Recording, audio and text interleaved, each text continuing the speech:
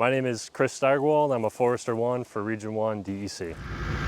We're at the Otis, Pike, Pine Barrens State Forest today, our fresh pond property.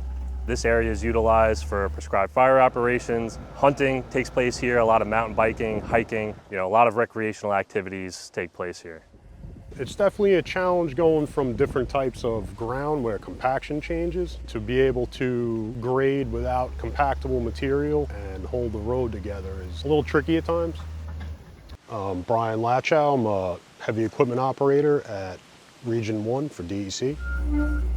I'm out here right now remediating all the trails for the pheasant stalking crew and also for the fire right-of-ways. Basically just making sure that all the road access is easy to navigate for everyone.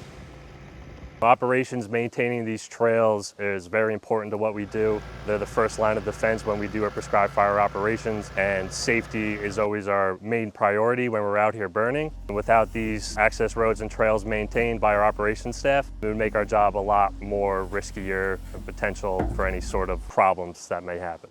It's a natural environment, it's not a construction site, so one of my biggest challenges is making it look like I was never here.